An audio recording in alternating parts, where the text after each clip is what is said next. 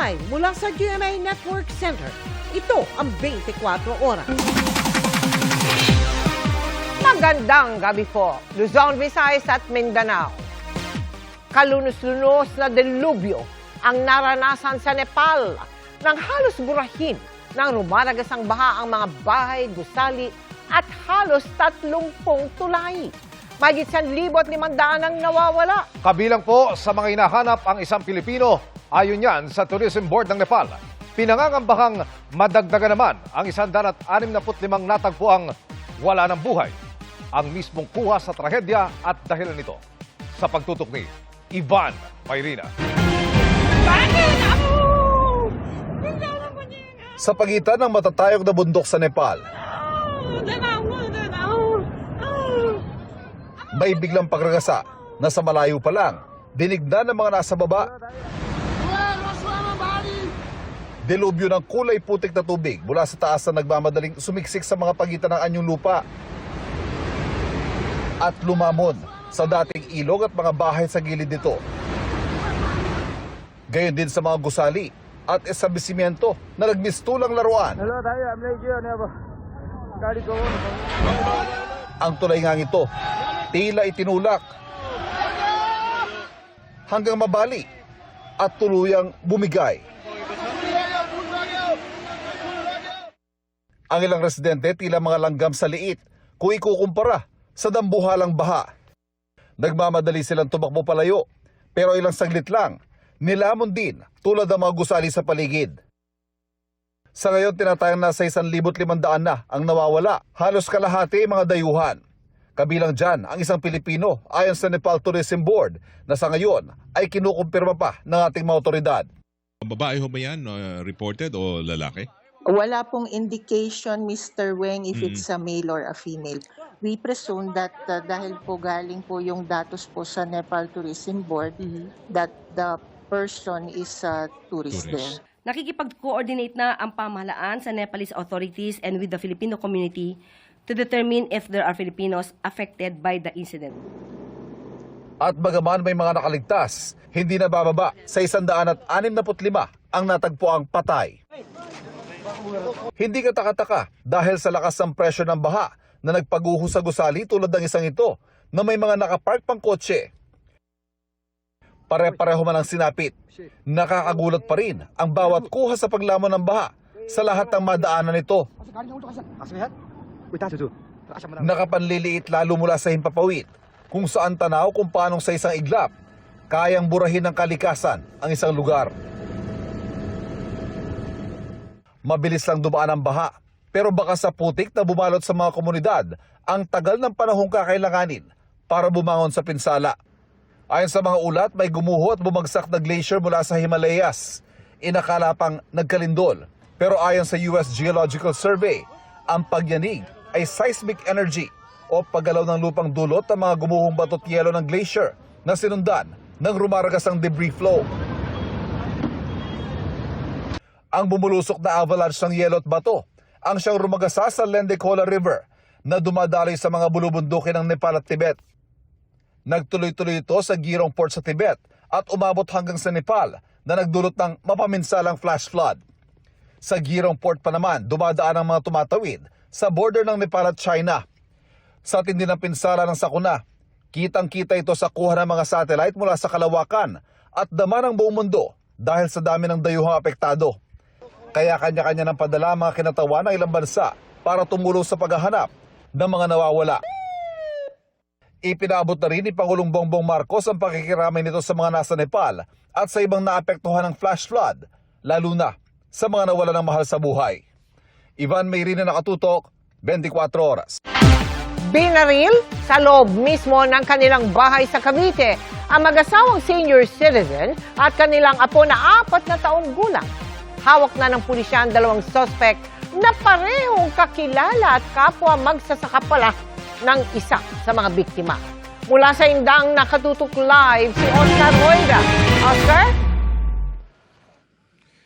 Mel, isang napakalungkot nga na balita, patay ang mag-asawa at ang kanilang 4 na taong gulang na apo matapos silang pagbabarilin sa loob ng kanilang mismong tahanan dito sa Indang, Cavite. Magkakasama sa nipahat na ito sa Indang Cavite ang isang 63 anyos na lalaki, ang 62 anyos niyang asawa at ang kanilang 4 na taong gulang lamang na apo. Lahat sila may tama ng bala na hindi lamang iisang beses. Ang ating pong male victim, nagsustain po siya ng 5 gunshot wounds. Yung ating pong female victim is 3 gunshot wounds and yung ating pong 4-year-old na victim, 2 gunshot wounds po.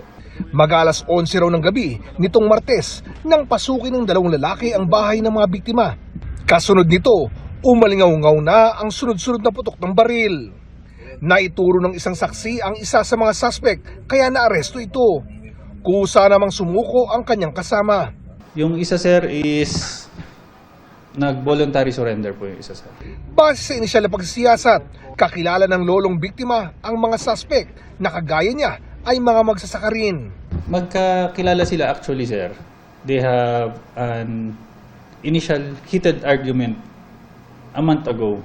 Sinubukan namin kunan ng pahayag ang mga suspect pero tumanggi na silang magsalita. Pag nakomit na lang po sa korte na lang po. Desidido ang mga kaanak ng mga biktima na ituloy ang kaso laban sa mga suspect. Buo na po talaga, sir. Wala po talaga sa amin ang pera. Kahit ilang milyon po ang itutumbas, hindi po namin tatanggapin. Habang buhay po talaga sila makukulong. Samantala, Mel, kanina ay sumailalim na sa inquest proceedings ang mga suspect para sa mga kasong 3 counts of murder. Mel? Maraming salamat sa iyo, Oscar Oida.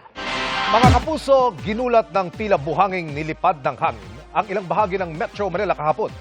Hindi po ito sandstorm ayon sa Pag-asa, kundi bugso ng hangin sa unahan ng thunderstorm o yung gust front.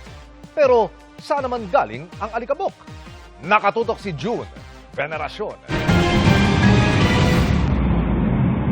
Halos zero visibility sa bahagi ng Pasay City at Maynila kahapon ng hapon. Pero hindi yan dahil sa ulan, kundi dahil sa malakas na hangin may dalang buhangin. Mga bandang alas 3 ng hapon, nagkaroon ng isang malakas na hangin dito. Napakalakas. Kala ko nga masisira na yung yung payong ko sa tindahan eh. Bagaman humupa na ito kumpara kahapon, may mga nagsusuot pa rin ng face mask kanina. Ikinagulat ng marami ang inakalang sandstorm, lalo't sa gitnang silangan ito karaniwang nararanasan. Ayon sa Pag-asa, hindi talaga ito sandstorm. Ang hangin ito ay phenomena na kung tawagin ay gust front, o bugso ng hangin sa unahan ng thunderstorm na dala ng habagat, na na-detect sa kuha ng satellite alas 2 ng hapon kahapon. Base po sa ating satellite imagery, kaninang alas 2 po nangyari yung gust front na ito, no? Sa estimate naman ng EMB, o Environmental Management Bureau ng Department of Environment and Natural Resources, batay sa mga kuha ng satellite, nasa 40 kilometro hanggang 50 kilometro ang kumpul ng buhangin at iba pang particles na itinulak pataas ng hangin. Pero kung ang hangin ay dahil sa thunderstorm, saan naman galing ang mga alikabok na inilipad nito? Isa sa titingnan dyan is yung mga buhangin na nasa reclamation area. Kasi yun lang naman din ho yung pinakamalaking source ng dust resuspension. Gayunman, ayon sa EMB, walang naging masamang epekto sa ground level air quality ang pagtama ng gust front na may kasamang buhangin. Di hamak umanong mas masama ang sitwasyon tuwing bagong taon na umaabot sa unhealthy at acutely unhealthy ang air quality. Wala po halos naging epekto sa kalidad ng hangin ang nangyaring resuspension po ng mga sand na dala ng gust front ng habagat. Sabi ng EMB, nakatulong din kasi ang ulan. Ang ulan ho ay may natural na scrubbing mechanism po sa pollution. So whether it's gaseous pollutants or particulate pollutants, ito ay sumasama doon sa water vapor. June Veneracion, Nakatutok, 24 Oras. Ikinabahala ng mga suki ng LRT-1 ang pagtagas ng tubig sa bagon nito kahit wala namang ulan. Ang paliwanag ng private operator ng tren sa pagtutok ni Dano Tingkungko. May tila bumubuhos na ulan sa loob ng bagon ng LRT-1 sa viral na kuhang ito nitong Lunes. Takang-taka ang uploader na nung una'y tulog pero nagising sa patak ng tubig sa kanyang ulo dahil hindi naman umuulan sa dinaraanan nila noon sa bandang monumento sa Caloocan. Pero sa loob, basang-basa hanggang sa sahig kung saan umagos ang tubig na mula sa bubong. Ayon sa private operator ng LRT1 na Light Rail Manila Corporation o LRMC, hindi talaga ulan ang tubig, kundi tubig mula sa aircon na tumagas dahil sa depektibong aircon drain line valve. Nasira ito ng mas maaga sa takdang 3 to 5 year lifespan kaya sa maling daanan tumagas ang tubig. Ikinabahala yan ng mga suki ng LRT1. Delikado po. Since may tubig nga, tas may mga kuryente po kasi dyan. Mag-iisip na ako ng ibang ruta kung saan man ako pupunta, kung sa work man, kung saan man. Kasi syempre, kulang na sa serbisyo eh. Hindi po kami komportable. Possible po ay magkakos po ng mga kuryente. Pag sumasakay ka sa ganyan, so syempre magpapanig kung ano ba nangyayari, kung saan ba nanggagaling yung tubig na yan. Pero ayon sa LRMC, agad nilang tinunton ang bagon at ipinasuri sa kanilang technician kaya natukoy ang pagkasira ng aircon drain line. Inalis din kaagad ang tren at dinala sa LRT depot para sa comprehensive assessment o masuri. Pinalitan na rin ang nasirang valve at isinailalim na ang unit sa safety at maintenance check. Para hindi na raw ito maulit, pinadalas na rin daw ng LRMC ang pagsusuri sa mga aircon drain line valve sa kada 5,000 kilometro mula sa dating kada 10,000 kilometro. Plano rin daw palitan ng LRMC ang valve sa lahat ng tren sa fleet nito para hindi na maulit ang ganito pang insidente. Danating ko, Nakatutok, 24 oras. May seryosong sakit si Senadora Loren Legarda, kaya ito naka-extended medical leave sa ngayon. Ito po ang inilahad ni Senate President Sherwin Gatchalian, bagamat hindi na niya idinetalye ang kalagayan ni Legarda. August 3, noong nag-umpisa ang medical leave ni Legarda at kamakailan lamang in-extend niya ito hanggang sa susunod na buwan. Mula noon, hindi na raw nito kinukuha ang kanyang sweldo. Umalis si Legarda ng bansa noong August 2, ilang araw matapos sabihin ng ombudsman na pinaiimbestigahan si Legarda at kanyang anak na si Batangas Representative Leandro Leviste para po sa plunder. Alam ko yung kanyang sakit. Even prior to this, no, we're personal friends as well. So, nasabi niya yun. Meron siyang sakit na seryoso. Mula sa sports, tumawid na rin ang Iyala Mania sa arts at fashion. Isa sa mga nakapansin, walang iba, kundi ang fashion icon na sinasabing inspirasyon ng karakter ni Meryl Streep sa pelikulang The Devil Wears Prada. Silipin niyan sa pagtutok ni Rafi Tima.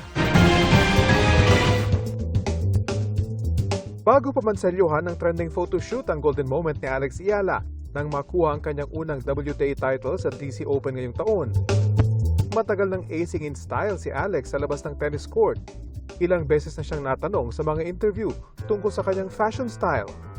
At minsan ang nabanggit na isa sa mga paborito niya ang inirampang Filipiniana sa 2026 Glorious World Sports Awards sa Madrid, Spain ng kanyang tito Rep Iyala. Dati na rin siya magazine cover girl kabilang sa local version ng isang sikat na magazine. Ang fashion icon na si Anna Winter, na officer ng company sa likod ng magazine na yan, nabanggit ang tinawag niyang young Filipino star dahil sa interes ni Alex sa fashion at kagustuhan ni Alex na matuto rito.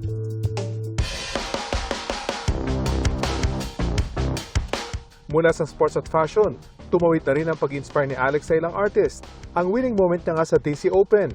Napiling ipinta sa kanilang center court ng 10 visual artists ng tenement sa Western Bicutan sa Taguig.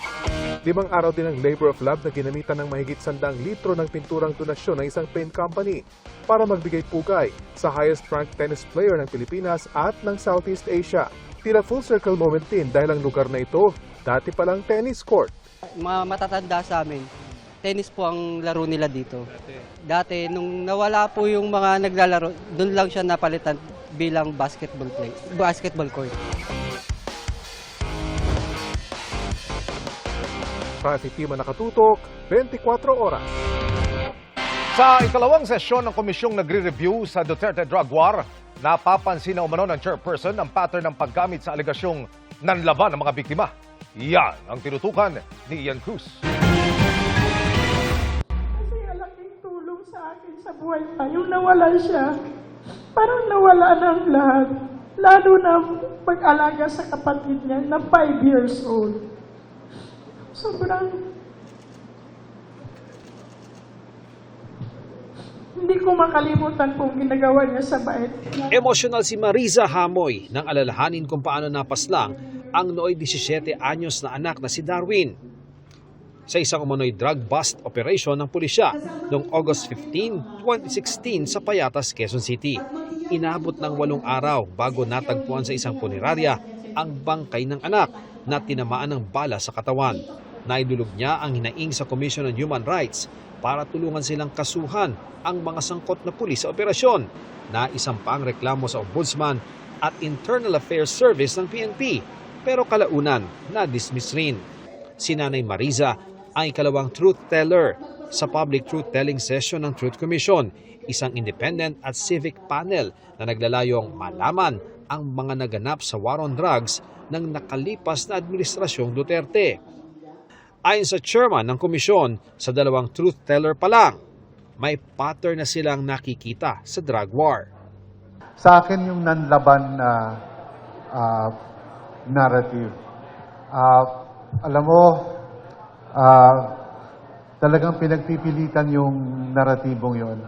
At sa akin, kung gaano kadalas yun inuulit ng mga may kapangyarihan, ganun din kadalas naming pinagdulaanan ng mga testimonya ng aming mga biktima. Ang isa sa mga tema na lumalabas nitong mga nakaraang 2 hearing para sa akin ay yung kawalan ng pagkakataon na makamit ang hustisya. Kasama na rito yung kahirapan na dumulog sa mga institusyon na dapat tumutulong sa ating mga naging biktima. Si forensic pathologist Dr. Raquel Fortun, maraming nakitang butas sa isinagawang otopsiya at pagsusuri ng tuminging medico-legal sa bangkay ng biktima. Ang problema kasi nasana yata sila sa Huwag nyo kaming questionin. Pag sinabi namin, yan na yun. Hindi sila sanay ng kinikriticize, ng tinatanong. And I think that is the root of all of these problems that we have. Umaasa ang iba pang miyembro ng komisyon na marami pa ang lalantad na biktima at maging ang mga nagsagawa ng pagpatay. Sana ang buong bigat ng paghahanap at pagharap sa totoo ay nasa biktima. Yun pong mga pulis o mga inutusan ng pulis at mga nag-utos sa pulis na pumatay, may dugo sa inyong mga kamay. Maglinis na po tayo. Sana kung paanong tinapangan yung pumatay, tapangan niyo rin natin din na umamin, lumantad. Ian Cruz, Nakatutok, 24 Oras.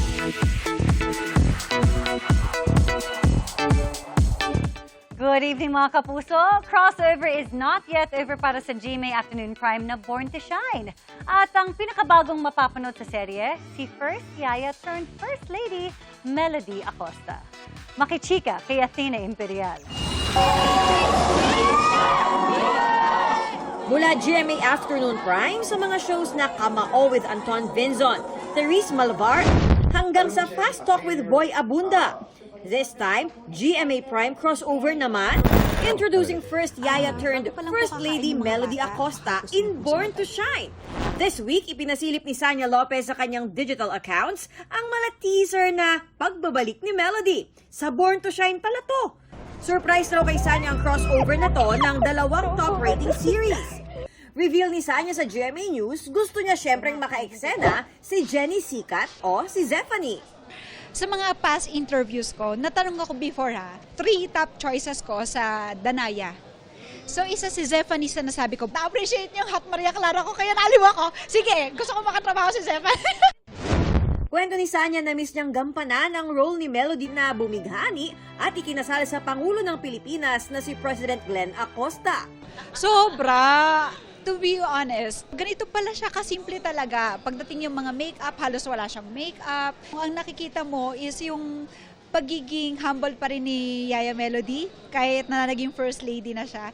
Bilang paghahanda ni Sanya, Pero yung preparation ko lang, pinanood ko lang ulit yung First Lady para ano ba yung atake ko doon. Kasi syempre sa dami ng mga teleserye na dumaan sa atin, kailangan mong balikan kung sino. Yes, refresh lang. Malaki ang pasasalamat ni Sanya na patuloy ang suporta sa role at series na talagang malapit sa kanyang puso. Nagpapasalamat po muna ako dahil sa kabila po na replay ito na talagang umi-air ulit, ang dami pa rin talagang nakasuporta at nanonood. Athena Imperial updated sa Showbiz Happenings. Arestado ang driver ng isang miyembro ng umano'y robbery group sa Bulacan. Na-corner siya ng mga pulis sa mismong sasakyan kung saan ikinarga mga ninakaw sa isang bahay. Nakatutok si John Consulta, exclusive. Baba! Baba cellphone! Baba! Nabalot ng tensyon ang Pulilan exit sa Bulacan nang harangin ng AUV na ito. Buksan mo yan! Baba! Sa huli, naaresto ang driver na isumanong miyembro ng robbery group na nag-ooperate sa Region 3. Ilang araw bago ma-intercept ang sasakyan, nakuna ng CCTV habang isinasakay sa AUV ang mga ninakaw na gamit mula sa kanilang pinasok na bahay. Meron kasing pinasok na bahay sa Kapas Tarlac. Pinuwersa nilang buksan yung pinto, then may naabutan silang isang bata, hinagtied nila yung bata, then nilimas nila yung mga pwede nilang nakawin doon sa loob ng bahay. Yung paalis na sila, may mga bit-bit sila, almost lahat sila may bit-bit, no, except the driver. Sa loob ng na-corner na AUV, na-recover ang ilang valuables, baril at gamit ng mga suspect sa panloob. May natagpuan tayong mga baril. May nakita rin tayong mga bolt cutter, may mga bakal din tayo na nakita, and other stuff na ginagamit pang diskrungka, mga valuables at mga alahas na pinaniniwalaan natin na ninakaw nila. Ayon sa Police Region Office 3, araw kung umatake ang robbery group sa Central Luzon na dumadayo pa mula Metro Manila. Karamihan sa kanila is from Caloocan. Ang estilo nila, pagka may bibirahin sila, nakikita-kita lang sila. Ito kasing nahuli na to, ang parang courier nila . Nandyan lahat yung mga gamit na dinadala nila. Yung mga valuables na hindi naman cash na pwede kailangan pang ibenta or what, iniipon nila yon, iniiwan nila lahat dun yon. Then after a while, yun nahanap na sila ng contact na mapagbentahan. Ang immediate lang nilang pinaghahatian is yung cash. Pag natapos na yan, iwahiwalay ulit sila, then magtatawagan lang pag may trabaho sila. Patuloy ang follow-up operation sa iba pang miyembro ng sindikato. John Consulta, nakatutok, 24 oras. Pinaniniwala ang isang debris flow ang naganap na trahedya sa Nepal. May kaparehong insidente ng nangyari noon dito sa Pilipinas at hindi raw malayong maulit. Ayon po yan sa isang eksperto. Nakatutok si Maki Pulido. Nang rumagasa ang toneto-niladang bato at putik na inagos mula sa bundok ng Nepal kahapon, sa border checkpoint na ito ng China at Nepal, parang tidal wave na nilamon ang mga gusali at tinangay ang mga nagtatakbuhang tao. Pinag-aaralan pa ng mga scientist kung ano ang naging sanhi nito. Pero sabi ni Mahar Lagmay, Executive Director ng UP Resilience Institute, ito raw ay isang debris flow. Parang baha na pero may laman ng mga bato, graba, buhangin, na pagka umagos ay parang wet concrete. Debris flow ang tawag dyan. Boulders na tangay-tangay nung baha na more than 50% ang bato, ang graba, doon sa mas marami pa sa tubig. Ang trahedya sa Nepal nangyari na raw sa Pilipinas at hindi malayong mangyari uli, ayon kay Lagmay. Noong 2012, nagkaroon ng debris flow sa Compostela Valley. Mahigit 500 katao ang namatay. Taong 2015 nang natabunan rin ang bahagi ng ilang barangay ng Baco Oriental, Mindoro ng mga naglalakihang bato mula sa debris flow. Sa Pilipinas, ang trigger daw ng debris flow ay matinding ulan sa bundok na nagdudulot ng landslide. Marami tayong bundok. Pag nagkaroon ng landslide because of a storm, na thousands of landslides do sa mountains, meron tayong source material. And when they get remobilized, they they turn into what we call as debris flows. And they exit at the mouth of the drainage network. Sa ating bansa, babagsak daw ang debris flow sa mga komunidad na nasa mga gilid ng ilog. There are more than 1,000 places that we've identified na merong communities na nandun. And we need to put them out of harm's way. And if we cannot get them to leave that place, at least we need to get them prepared. Dito papasok ang kahalagahan ng pag-aaral ng UP Resilience Institute ng mga maaaring pagmula ng mga natural hazards sa bansa. Nitong taon, nakatanggap ng 1 bilyong piso ang UP Resilience Institute na magagamit na pambili ng equipment para sa hazard mapping ng buong bansa. Pero para sa isang bansang may lindol, baha, landslide at pumuputok na bulkan, dapat daw hindi lang minsanan ang pagpupondo para rito. What creates disaster or tragedy is our lack of preparation. No? Hindi talaga mapigilan ang lindol. Ang purpose natin dito is to prepare to build a resilient society para mamenos-menos ang damage to, number one, life. Maki Pulido, nakatutok, 24 oras. Tumanggap ng pinakamataas na honorary degree si Pangulong Bongbong Marcos mula sa pamantasan ng lungsod ng Maynila. Ginawaran ng PLM si Pangulong Marcos ng honorary degree of Doctor of Laws, honoris causa, para raw sa kanyang outstanding service sa Maynila at sa bansa. Kasabay niyan, inanunsyo ng Pangulo na palalawigin ang free higher education program ng bansa na sa ngayon ay may mahigit 2.6 million na benepisyaryo. Tuloy-tuloy rin daw ang iba pang scholarship and financial assistance programs ng pamahalaan. Samantala, pumunta rin ang Pangulo sa isang egg processing facility sa Batangas. Itinampok doon ang teknolohiya para makatulong sa pagproseso ng mga itlog at mapatagal ang shelf life ng mga ito.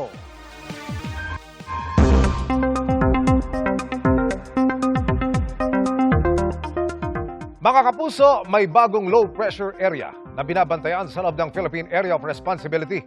Huliyang namataan mahigit 800 kilometro silangan ng extreme northern Luzon. Sa ngayon, may medium chance pa rin ito na maging bagyo sa loob ng 24 oras. Pero wala pang direktang epekto sa bansa. Ayon sa Pag-asa, pwedeng tumaas ang chance nitong maging bagyo sa mga susunod na araw kaya patuloy na tumutok sa updates. Kapag naging bagyo ang LPA, papangalanan nitong Pilandok na magiging ikalimang bagyo ngayong Agosto kung sakali. Habagat pa rin na nakakaapekto sa malaking bahagi ng Luzon at sa Western Visayas, kaya asahan pa rin ang maulap na panahon na may kalat-kalat na mga pagulan. Base sa datos ng Metro Weather, asahan ang maulang umaga bukas sa western section ng Luzon. May tsansa na matinding buhos ng ulan sa Zambales at Occidental Mindoro. Sa hapon hanggang gabi, posibleng lumawak ang pagulan at darami rin ang mga lugar na makakaranas ng heavy to intense rainfall, kaya mag-ingat sa baha at landslide. Sa Visayas at Mindanao naman, posibleng ulanin sa umaga ang probinsya ng Antique. Asahan ng moderate to heavy rainfall sa halos buong Panay Island at Negros Island region pagsapit ng hapon. Habang sa gabi naman, inaasahang uulanin ang bahagi ng Samaran Leyte provinces. May chance rin ng kalat-kalat pero saglit lamang na ulan sa buong Mindanao. Maulang umaga rin ang aasahan sa Metro Manila bukas. Posibleng lumakas ang buhos simula po tanghali at magtagal hanggang gabi, kaya planuhing mabuti ang lakad.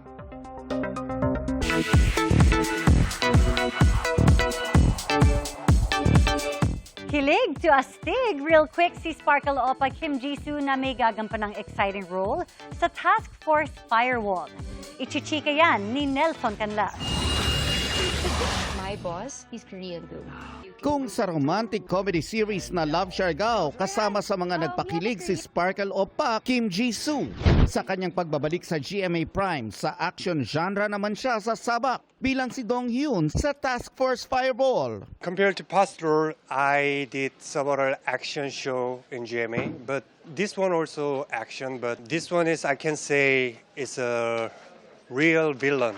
Hindi nga raw ina-expect ni Jisoo na ma-excite ng sobra as he takes on a kontrabida role sa kauna-unahang pagkakataon. I feel very excited. It's my first time to do real villain, which is bad guy. I'm so excited. Unfamiliar territory daw kasi ang role na ito dahil goody-goody ang mga roles na nagawa niya before. For this show, I want to show my new side of character. Like more like bad villain. Yeah, that's what I want to show in this project. At dahil cold, calculating at emotionally guarded si Dong Hyun, talagang pinaghandaan ni Jisoo ang role. This role is not just like typical human. I watched a lot of movies about the bad guy characters, so I studied like that. Nelson Canlas, updated sa Showbiz Happening. Patay na ng matagpuan kaninang umaga ang 8 taong gulang na bata na nawala kagabi matapos daw lumangoy sa dagat sa Cavite. Nakatutok si Bam Alegre.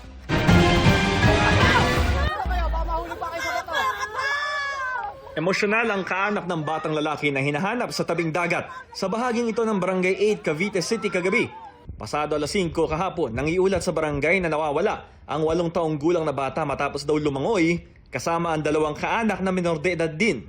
Ayon po sa kasama, 2 pong bata na minor de edad, 12 at 13, at yung biktima po ay 8 years old. So sila po ay naligo at hawak-hawak po ng 12 years old yung bata, at ito po ay napalalim at nahulog niya yung bata kasi nalunod din po sila, yung 2. Hanggang sa po pagkita nila, nakaahon sila, nawala na po yung bata. Tinangay na po ng alon. Mula kahapon hanggang bago maghating gabi, nagpatuloy ang search and rescue operations ng Philippine Coast Guard. Nagbaybay ng 5 oras po. So talagang pagod na rin po, nagkasukat-sukat na rin po yung mga paa ng ating Coast Guard. So hindi po talaga nila mahanap. So ngayon po, yun, nakaplano po sila kung paano ang gagawing operation ulit mamayang umaga po. Sa bahaging ito ng seawall ng Barangay 8 sa Cavite City, huling nakita ang batang biktima. Kaya dito nakatutok ang paghahanap ng Philippine Coast Guard.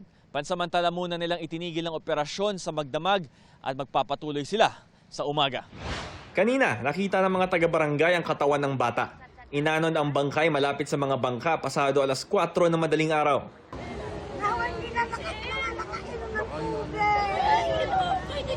Tutulong daw ang lokal na pamahalaan sa pamilya para sa burol ng bata. Bam Alegre, nakatutok 24 oras. 2 ang patay at 11 ang sugatan ng araruhin ng truck ang isang jeepney sa Batangas City. Sa kuha po ng CCTV kahapon, kitang palikunan ang jeepney nang bigla itong araruhin ng truck. Sa lakas ng impact, pati po poste ng ilaw sa bangketa ay nadamay. 2 ang patay sa insidente habang dinala sa pagamutan ang 11 sugatan. Makikipaglibing lamang sana ang mga sakay ng jeepney. Hawak na raw ng pulisya ang truck driver na posibleng maharap sa reklamo. Sinisika pa ng GMA News na kunin ang kanyang pakayag, maging ang kaanak ng mga biktima.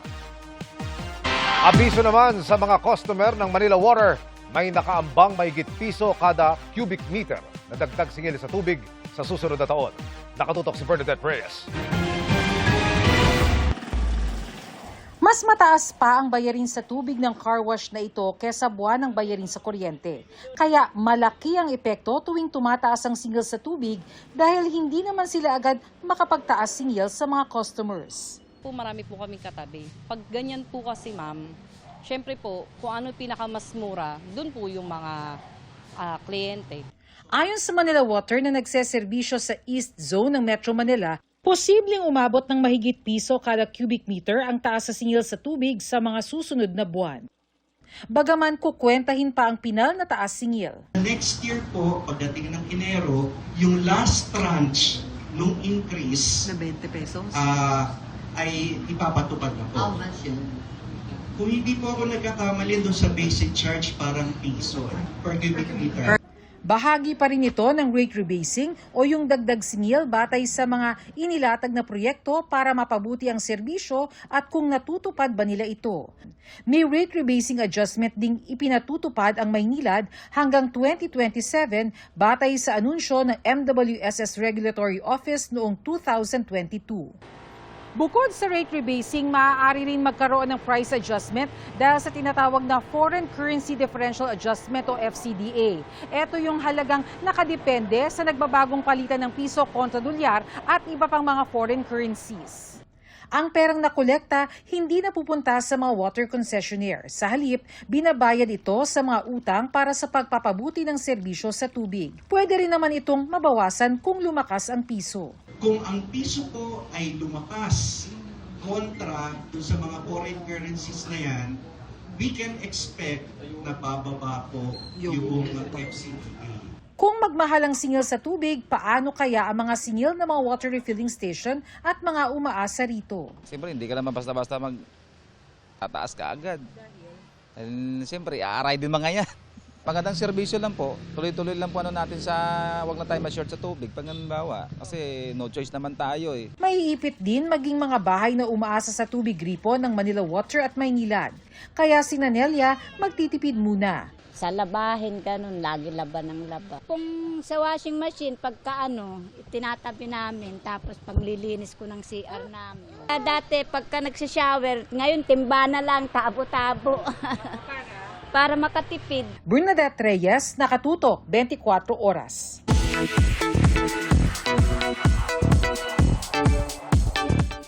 Mabilis na chikan tayo para updated sa Showbiz Happening. Shuvi Etrata meets world number 18, Alex Ayala. Sa gitna kasi ng bakasyon sa New York, may lucky fangirl moment si Shuvi kasama ang Pinay tennis player. Vince Maricela with Team Alfia. Pero ni Vince, guys, bati sila Sofia Pablo at Allen Ansay. Carla and Gavin on a date. Pahinga muna sila on cam sa The Master Cutter dahil looking cute sina Charlie Fleming at Prince Carlos sa ilang snaps on IG. Kilig din ang hatid ng kanilang TikTok together. Nabisto ang isang lalaki na namboboso sa kanyang babaeng katrabaho. Ang gamit niya, spy camera na itsura umanong ballpen. Nakatutok si Jomer Apresto. Tila nagva-vlog sa loob ng CR ang lalaking yan na nasa video. Pero ang lalaki, nagsiset up pala ng spy camera para umano makapamboso sa kanyang mga babaeng katrabaho na tumutuloy sa kanilang staff house sa Malate, Maynila. Ayon sa admin ng staff house, naliligo ang isa nilang katrabahong babae nang mapansin ang isang hugis ballpen na nakaipit sa gilid ng inidoro. Nang inspeksyon nila, nakita na may memory card sa loob ng ballpen, kaya tinignan daw nila sa computer. Doon na nakita ang dalawang babae nilang katrabaho na nakuhanan sa video habang naliligo. Agad din namang natukoy ng mga empleyado kung sino ang suspect dahil makikita siya sa video habang sineset up ang spy cam. Sa pagkakilala ko po sa kanya, mabait po siya.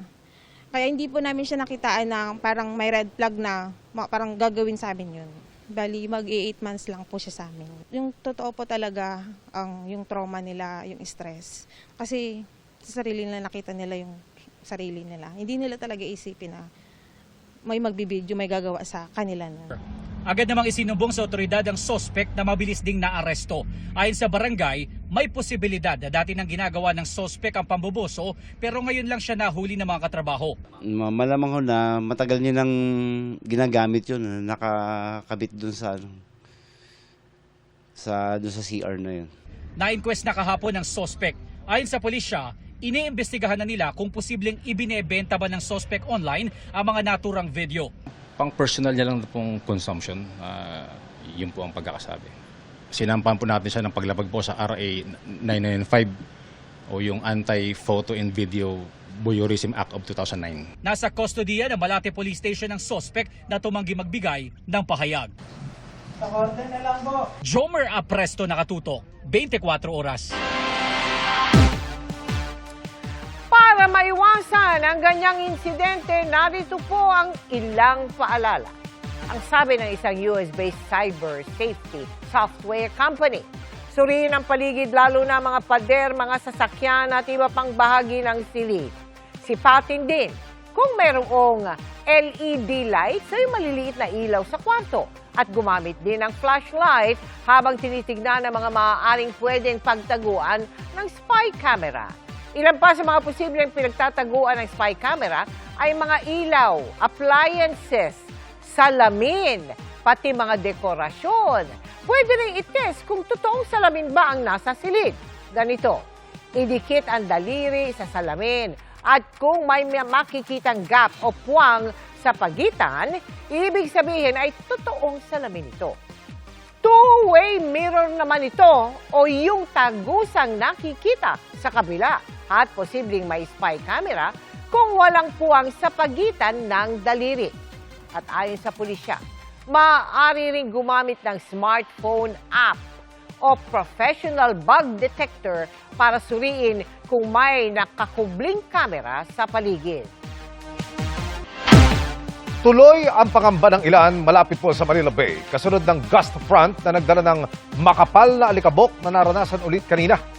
Sa tindi nito kahapon, inakala pa ng ilan na may matinding sunog. Ang latest na sitwasyon doon, tinututukan live ni Ian.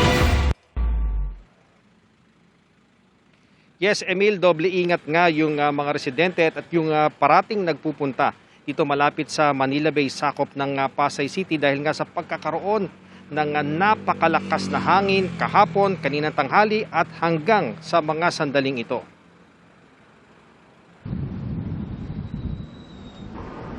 Hindi lang pinapasok ng bugso ng hangin ng kubo ng mangingisdang si Arvin Luteria. Ang hangin tila usok umano dahil sa alikabok na tingin nila ay mula sa mga nire-reclaim na lugar sa Manila Bay. Ganito raw ang naranasan nila kahapon matapos ng magkaroon ng gust front na ayon sa Pag-asa ay unang bahagi ng thunderstorm. Malakas na hangin ito na pwedeng mag-angat sa alikabok at iba pang particles kaya nagmumukhang sandstorm. May mga reclamation activity sa Manila Bay, sakop ng Pasay, na gumagamit ng buhangin bilang panambak. Sumisilong lang kami sa pag katulad ganina meron, sumisilong lang kami sa kubo namin. Di kalayuan sa annex parking ng Senado, may mga nakatira naman sa makeshift na tahanan. Isa na si Mercy de la Cruz na inakala umanong may sunog kahapon nang makita ang tila makapal na usok. Ang akala lang namin sir may sunog nung una eh. Pinapanood lang namin kung saan talaga nanggaling yung mga usok-usok na yun. Ang dabawen niyang si Aisha Ibero, natakot daw sa nakita kaya pumasok siya sa tinitirahan. Face mask po kami. Number 1 po makakatulong ang face mask. Kaninang tanghali, may gas front muli na napansin sa lugar. Tuwing lumalakas ang hangin, kapansin-pansin na lumalabo ang papawirin.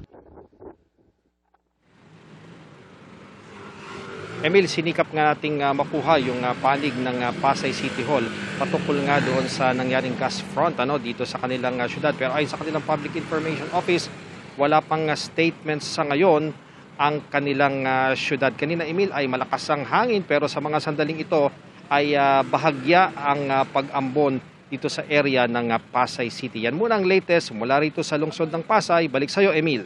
Maraming salamat, Ian Cruz. Bumaba ang poverty incidence sa lahat ng 18 rehiyon sa bansa mula 2023 hanggang 2025.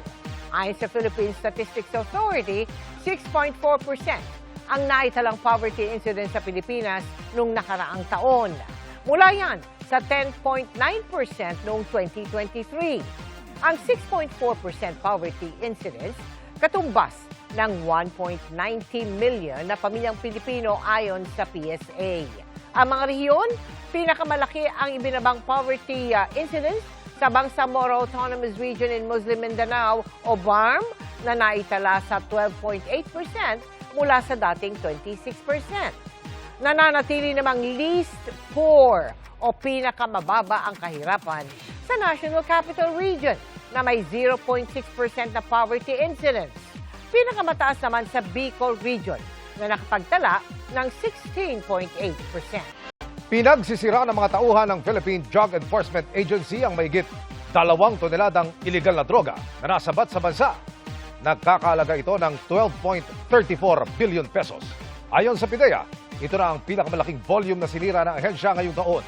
Pinakamarami umano sa mga ito'y shabu na galing po sa malalaking drug operation sa Valenzuela City at Mimaropa. Isinailalim ang mga iligal na droga sa thermal decomposition sa isang waste management facility sa Cavite. Mga kapuso, nag-anunsyo po ng suspensyon ng klase bukas ang ilang lugar dahil po sa inaasahang epekto ng habagat. Wala pong pasok sa lahat ng antas sa pampubliko at pribadong paaralan sa bayan ng Macabebe sa Pampanga. Face-to-face classes naman ang sinuspinde sa mga bayan ng Aguilar, Binmalay, Bugalyon, Infanta at Lingayen sa Pangasinan. Gayun din sa Angeles City, San Fernando City, Magalang, Santo Tomas, Minalin sa Pampanga. Wala ring face-to-face classes sa San Simon, maliban po sa Concepcion Integrated School. Suspindido rin ang face-to-face classes sa ilang paaralan sa Mexico, Pampanga dahil po yan sa baha. Preschool to senior high school naman ang walang pasok bukas sa Kibungan sa Benguet. Habang preschool to elementary naman sa bayan ng Atok.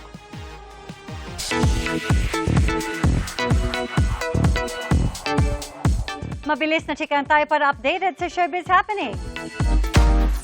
Sun's out and Andrea Torres is ready to slay. Looking extra pretty kasi si Andrea sa kanyang recent photoshoot kahit sa simpleng outfit na white shirt at shorts. Uy! Bati na ulit sila. Mukhang nagkakamabutihan na kasi ulit si Mr. and Mrs. Cervantes played by Kylie Padilla at Luis Ontiveros. Abangan yan sa Task Force Firewall. Nakuha ng Pilipinas ang kanilang kauna-unahang panalo sa Women's Baseball World Cup 2026 na ginanap sa Tainan sa Taiwan. Tinalo ng Pilipinas ang world number 7 na Cuba at world number 15 na Great Britain. Itinanghal din bilang Player of the Day si Marty Francisco. Nakatakda namang kalabanin ng Pilipinas ang Chinese Taipei at Venezuela sa mga susunod pang laro. Sa deliberasyon sa 2027 National Expenditure Program, may nasilip na agad ang isang senador na pondong kulang sa detalye ang paggagamitan. Natalakay rin ang plano ng Bangko Sentral ng Pilipinas na gumamit ng artificial intelligence laban po sa katiwalian. Kung paano yan, alamin sa pagtutok ni Sandra Aguinaldo. Salamat. Sa briefing ng Development Budget Coordination Committee o DBCC sa Senate Committee on Finance, tinanong ang Bangko Sentral ng Pilipinas at ang Anti-Money Laundering Council, ano raw ba ang ginagawa nila para mas mabantayan ang korupsyon, gaya ng naranasan sa flood control anomaly, na yung bulto-bultong pondo ng gobyerno na withdraw ng ganun-ganun na lang ng ilang tiwali umano. Tugon ng BSP, gumagamit na raw sila ng artificial intelligence para dito. Nakita ho namin na napakadaming transaction na pumapasok sa bangko, lumalabas sa bangko, na hindi na-detect ng AMLAC. Nahirapan kami sa trabaho namin. Although nakalabas naman tayo sa grade list last year. Pero kulang pa rin yon. Ngayon, meron na kaming kinukuhang AI na nakakatulong sa pag-analyze, nakakahanap ng mga red flags dun sa mga STRs at saka mga CTR. Ang DBCC briefing ay sinasagawa bilang pagsisimula ng deliberasyon sa 2027 National Expenditure Program. Ayon kay Senate Finance Committee Chairman Senator J.V. Ejercito, gagawin daw nilang bukas ang deliberasyon at walang itatago sa publiko. Our mandate for next year's budget is clear: to restore the people's trust in the budget process and ultimately to restore their trust in government. Pero ngayon pa lang, may nasilip na si Senador Panfilo Lacson na lump sum sa proposed budget o yung pondong kulang sa detalye kung para saan. Pero may nakita kaming 180 million each. Intended lump sum po ito kasi intended for all 17 regions, evacuation centers.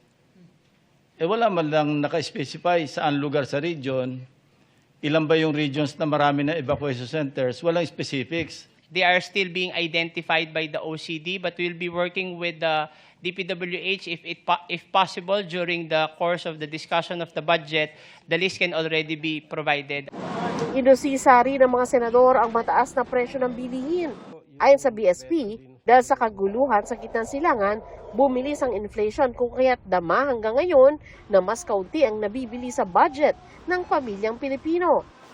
Ang masaklap, aabutin daw ng 2 taon bago ito bumalik sa dati.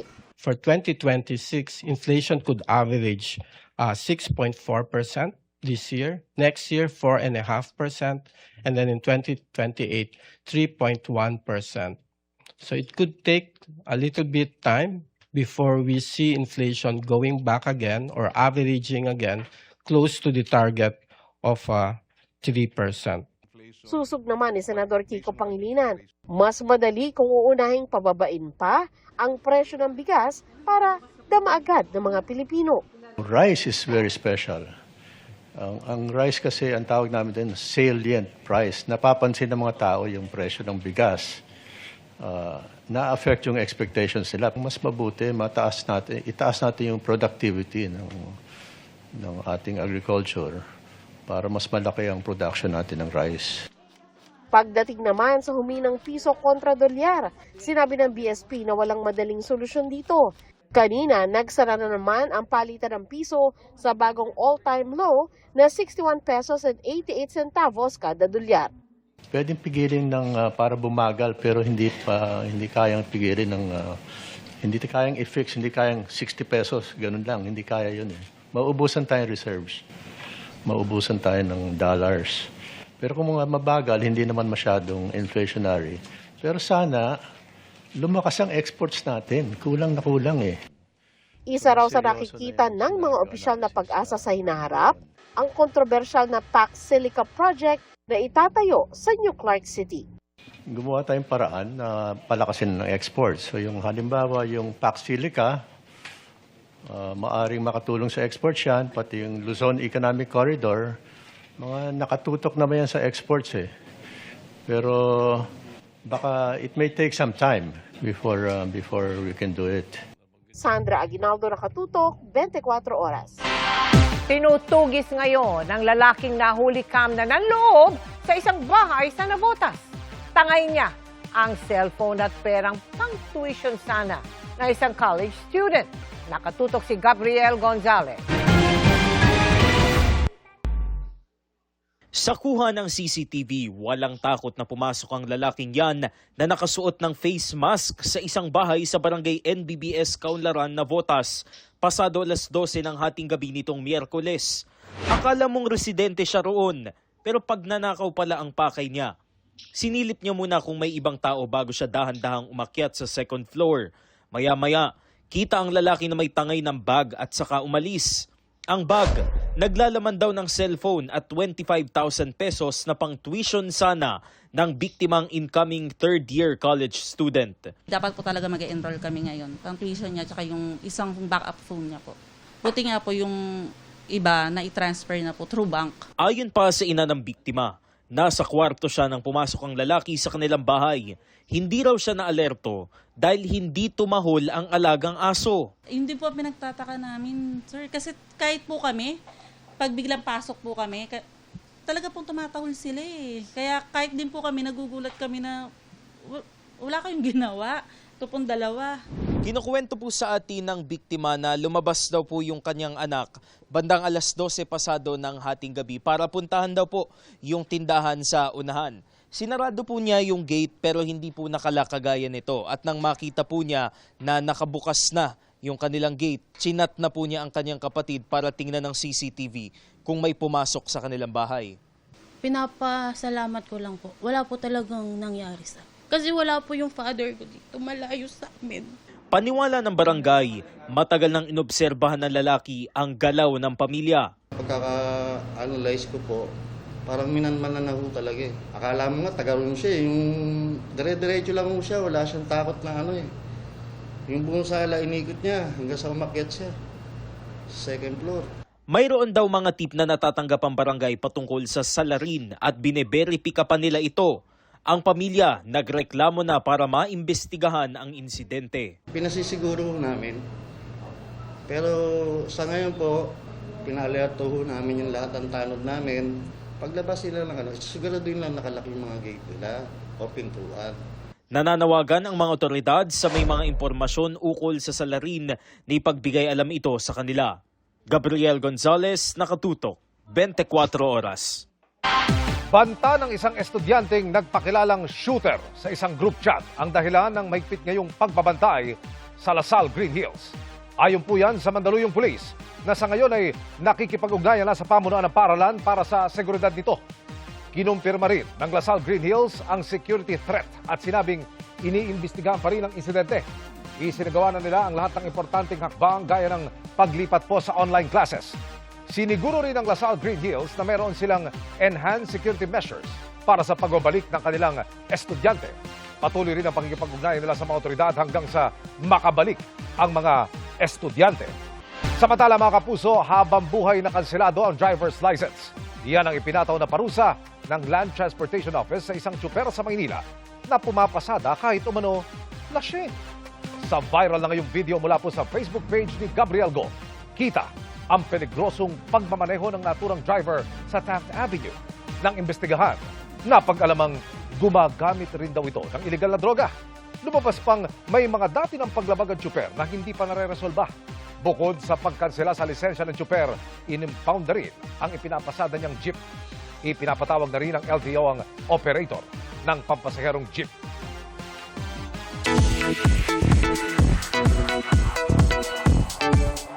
From Encantadia to the Master Cover, level up action ang ihahatid ni Kelvin Miranda sa kanyang pagganap sa serye. Dream come true daw ito para kay Kelvin dahil makakatrabaho si Ding Dong Dantes. Ano kaya ang abangan sa kanyang role? Ichichika ni Nelson Canlas. Meet Uno Alcaraz, ang role na gagampanan ni Kelvin Miranda sa GMA Prime Action Drama Series na The Master Cutter. Kakaiba para kay Kelvin ang role na ito.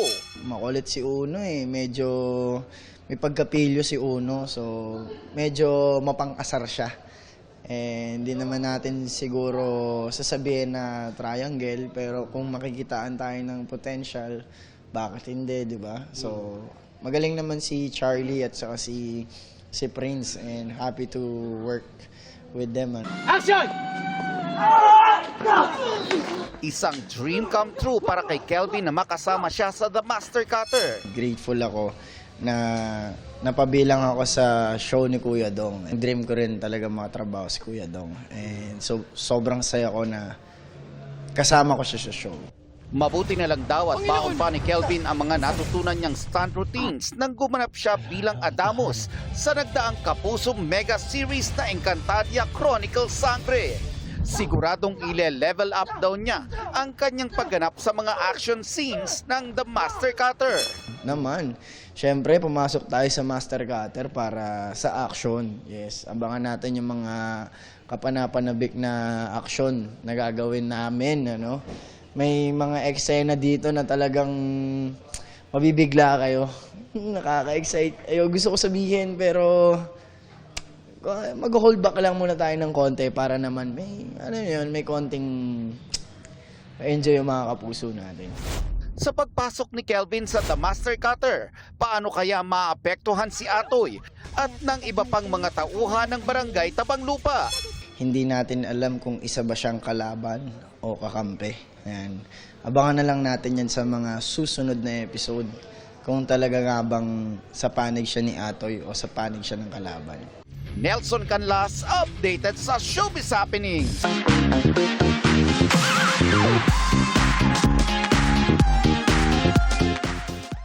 Naka-experience na ba kayo ng plot twist?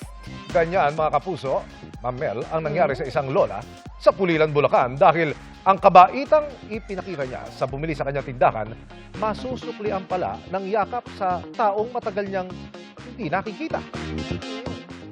Ilang bala ko? Isa lang po. Isa lang? Lang pambili. Dalawa lang. Para pag naubos yung isa, may kakainin ka. Kilala mo ba ako? Di mo ba ako kilala? Napahiyang na lang sa saya si Lola Corazon nang makilala ang customer na kanya palang apo na 3 taon na sa Canada. Kwento ng apo ni Lola Corazon, nagsuot siya ng cap at face mask para hindi agad makilala. Kaya laking gulat daw ni Lola Corazon nang tanggalin niya ito. Normal din daw kay Lola Corazon ang pagiging mabait at mapagbigay. Kaya nga kahit isang candy lang ang kanyang binili, ay handa siya nitong bigyan ng isa pa. At yan po ang mga balita ngayong Huwebes. Ako po si Mel Tiangco. Ako po si Emil Sumangil. Ito ang GMA News. Walang kinikilingan. Walang pinoprotektahan. Noon at ngayon, serbisyong totoo. At dahil hindi natutulog ang balita, Nakatuto kami 24 oras.